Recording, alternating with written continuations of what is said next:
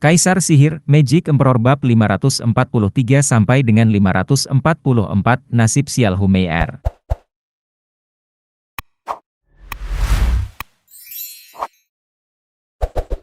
Tiga hari kemudian, Yuer dan Kui Gang kembali menunggang kuda atau, dalam hal ini, kembali ke promosi sekte luar untuk memohon kepada para tetua. Semua orang di kompetisi itu tercengang. Dengan luka mereka yang mengerikan, semua orang menyadari nasib mereka, namun disinilah mereka beberapa hari kemudian. Terlebih lagi, Kui Gang bahkan telah maju. Apa yang kamu makan hingga bisa berdiri begitu cepat? Para tetua bahkan lebih terkejut dengan bagaimana keduanya telah pulih sepenuhnya tidak hanya secara tubuh tetapi juga dalam kultivasi. Itu membuat mereka tidak bisa berkata-kata. Tidak ada yang sembuh sepenuhnya adalah pepatah yang diketahui semua orang.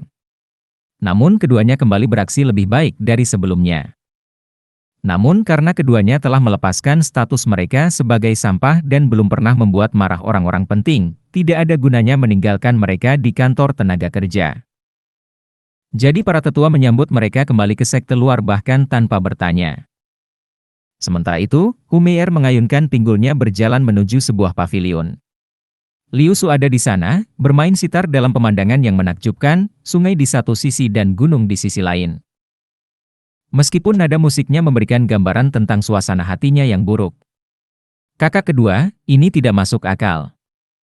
Humeir sedang bergegas sekarang dan muncul dengan wajah terperangah. Sitar berhenti ketika Liu Su menghela nafas. Meir, apa yang membuatmu begitu terkejut? Apakah langit akan runtuh? Belum, tapi yang kutemukan jauh lebih jahat. Humeir menggelengkan kepalanya. Apa yang membuatmu begitu terkesima? Liu Su mengangkat alisnya. Humeir tersenyum pahit, kakak kedua, saya yakin Anda juga tidak akan mempercayainya. Anak-anak nakal itu telah pulih sepenuhnya dan kembali ke sekte luar. Katakan apa? Liu Su tidak percaya, tidak mungkin, tidak dengan meridian mereka yang rusak. Dan sangat cepat juga. Sembuhkan saja, tidak, bahkan penyembuhan pun tidak mungkin. Itulah kenapa aku bilang itu tidak masuk akal.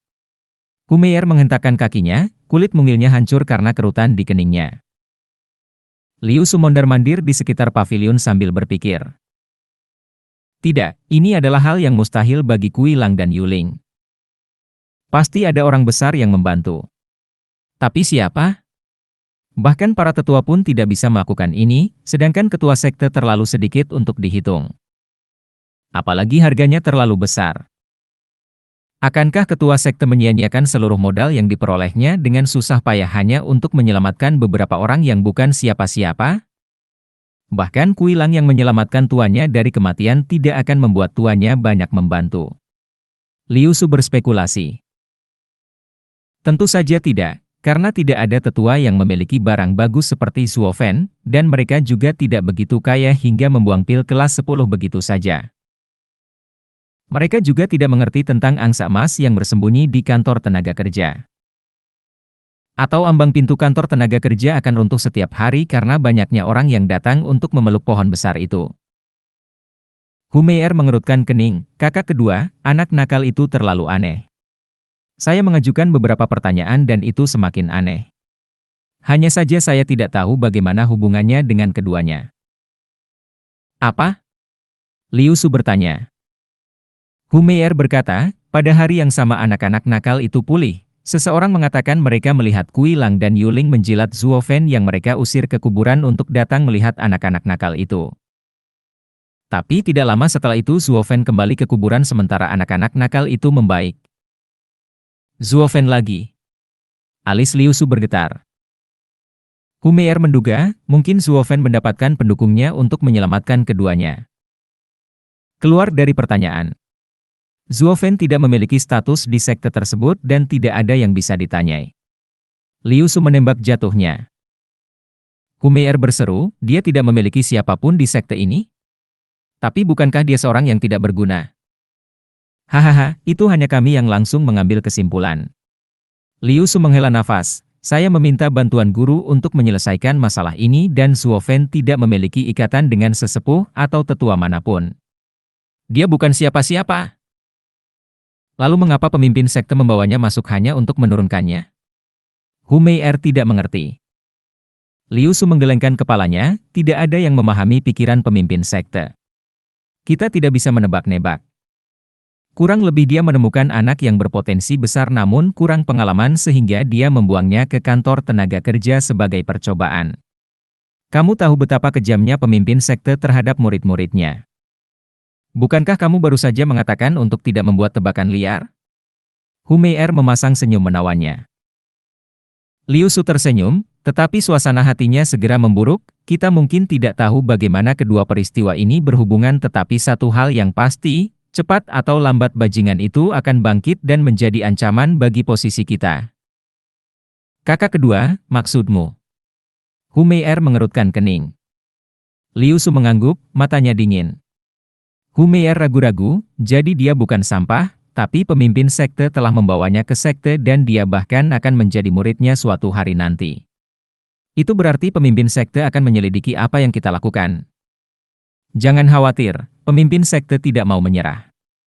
Dia mungkin menghargai bakat anak tersebut tetapi menunjukkan kekejamannya dengan melemparkannya ke kantor tenaga kerja di mana nyawa seseorang dipertaruhkan.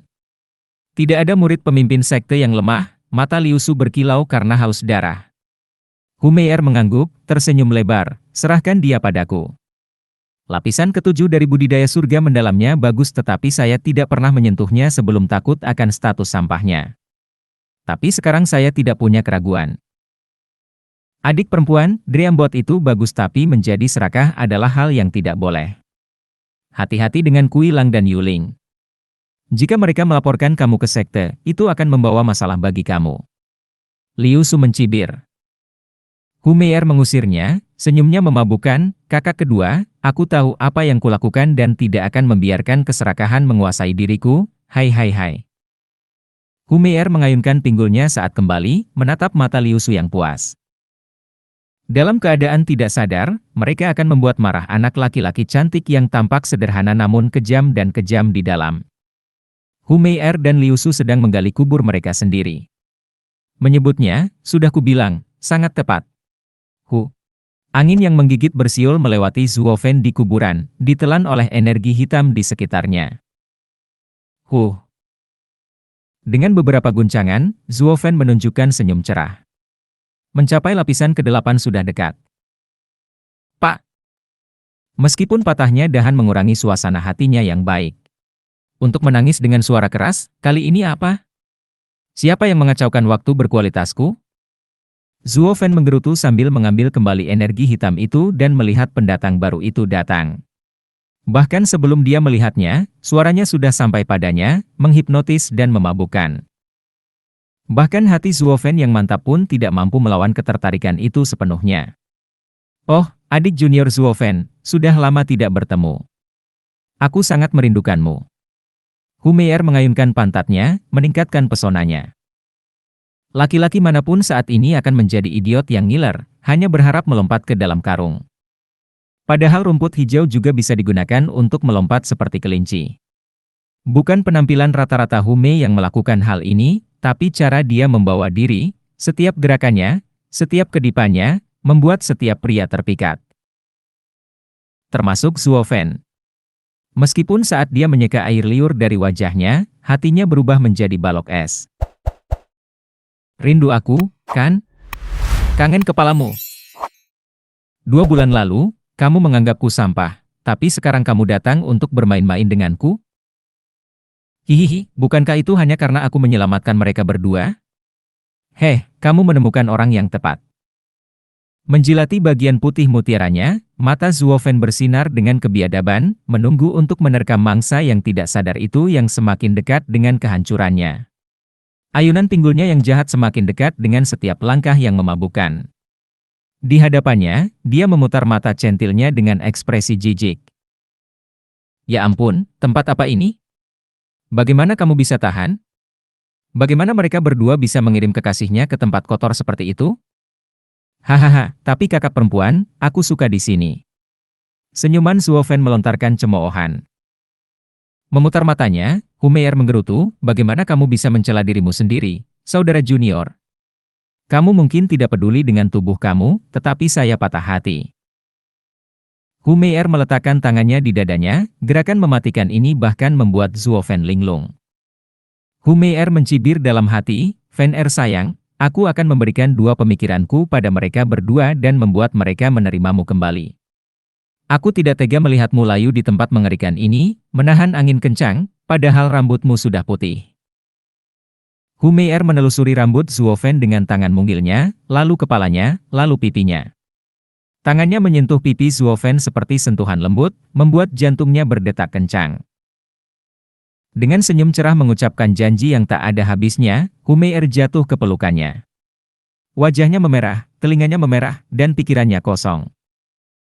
Kakak perempuan, apa yang kamu lakukan? Zhuo Fen tergagap. Sambil terkikik, Hu Mei'er berkata, konyol, aku mendapatimu begitu menyedihkan menanggung begitu banyak kesulitan, dan ingin memberimu hadiah. Hadiah? Apa itu? Zhuo Fen menunjukkan senyuman aneh. Hu Mei'er memutar matanya, cemberut, jahat, kamu tahu. Kamu ingin saya menumpahkannya? Mengapa harus berusaha keras untuk mendapatkannya ketika itu sudah sangat jelas? Tangan lembut Hu Mei melingkari lehernya seperti ular beludak, membuatnya membeku. Sambil terkikik, bibir seksi Hu Mei menyentuh lehernya.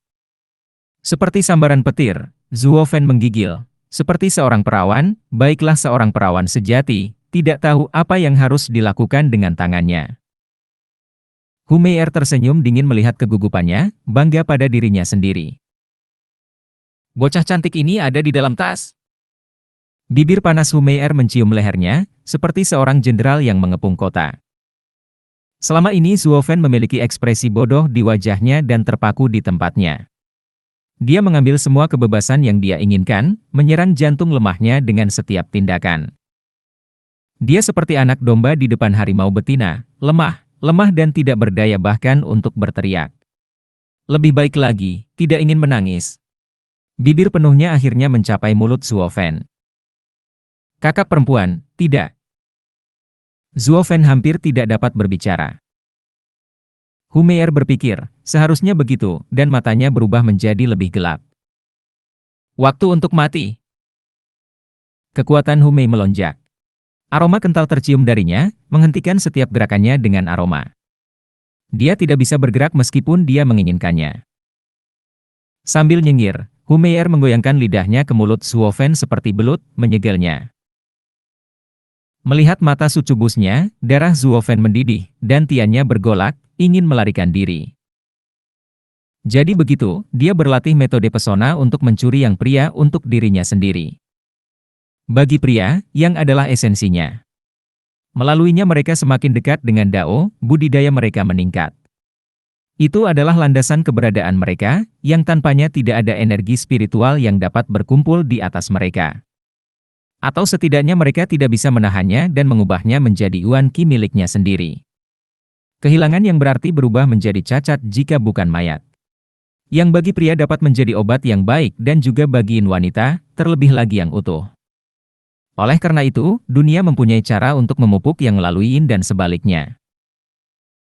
Sayang sekali tipu muslihatnya gagal ketika menyangkut Zhuo Fen, tidak ada sesuatu pun yang bisa diatasi oleh budidaya tahap radian lapisan ketiga di sini. Pemakamanmu. Zhuo Fen mengaktifkan seni transformasi iblis. Suara mendesing. Energi hitam pekat keluar dari Zhuo Fen saat darahnya mendingin dan racun Hu Mei di dalamnya lenyap, menawarkan kegembiraan bergeraknya sekali lagi. Energi hitam pekat membungkus Hu Mei'er dalam jurang hitamnya. Ekspresi Hu Mei'er membeku dalam senyuman bangga saat kengerian di matanya melonjak. Kenapa aku tidak bisa mengambil yangnya dan mengapa kekuatan mengerikan itu merembes ke dalam tubuhku? Saya tidak bisa menghentikannya. Apa yang dia lakukan? Hu Mei'er panik, hanya berharap untuk lari. Tapi karena kehilangan cara untuk melarikan diri, dia menjadi mangsa binatang buas yang kejam. Mangsa dan pemburu telah berpindah tempat. Senyuman jahat khas Zhuo Fen kembali muncul saat energi hitam mengalir kembali padanya dan merembes keluar dari Hu Mei'er. Hu Mei'er merasakan Yuan Qi-nya lepas kendali. Jangan. Tangannya yang lemah mendorong dada Zhuo Fen, ingin melarikan diri dari iblis ini. Sayangnya, tidak ada mangsa yang meninggalkan pandangan Zhuo Fen, kecuali mati. Ketika Yuan Qi meninggalkannya, Hu Mei'er semakin lemah dan begitu pula usahanya. Menyadari hidupnya juga meninggalkannya, Hu Mei'er menangis. Dia menyesal telah berbuat macam-macam dengan orang aneh ini. Betapa nikmatnya menikmati anak laki-laki cantik padahal akulah yang berubah menjadi debu. Jika dia memiliki kesempatan kedua, dia tidak akan pernah mendatanginya bahkan jika itu membunuhnya. Steward Zhuo. Sebuah suara serak berhenti. Keduanya memperhatikan 4 orang memperhatikan mereka, Kuilang, Yuling dan anak-anak. Hu Mei'er sangat senang menemukan musuhnya di sini. Sambil menangis, selamatkan aku. Sambil memegang kendali, Hu Mei'er tidak peduli pada sisinya saat ini, tapi hanya pada kelangsungan hidupnya. Mereka berempat yang mengalami adegan mengharukan itu terlalu sulit untuk bereaksi. Apakah Steward Zhuo sedang bercinta dengan rubah? Itu artinya kita datang pada saat yang paling buruk? Maaf mengganggumu, kami pergi sekarang. Tapi Steward Zhuo, dia jahat. Bersenang-senang adalah satu hal, tetapi jangan biarkan hal itu menjadi serius atau kamu akan menyesal. Kuilang menghela nafas dengan canggung. 3 lainnya menjadi merah padam. Mengetahui itu semua adalah kesalahpahaman, dia mendorong Hu Mei'er pergi, memberikan kembali kebebasannya untuk kegembiraannya. Namun tidak lama karena datanglah kudeta Zhuo Fen, mencengkeram lehernya dan mengangkatnya. Wanita ini datang untuk mencuri yangku. Zhuo Fen meludah.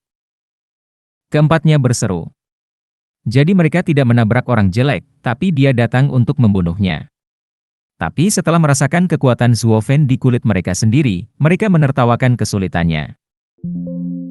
Meskipun mereka juga senang karena mereka tidak memberitahu ini tentang kekuatan Zhuo Fen yang sebenarnya atau adegan ini tidak akan terjadi. Kejahatan menghasilkan kejahatan, seperti kata mereka.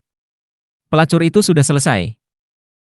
Hu Mei'er dipenuhi penyesalan, air mata mengalir.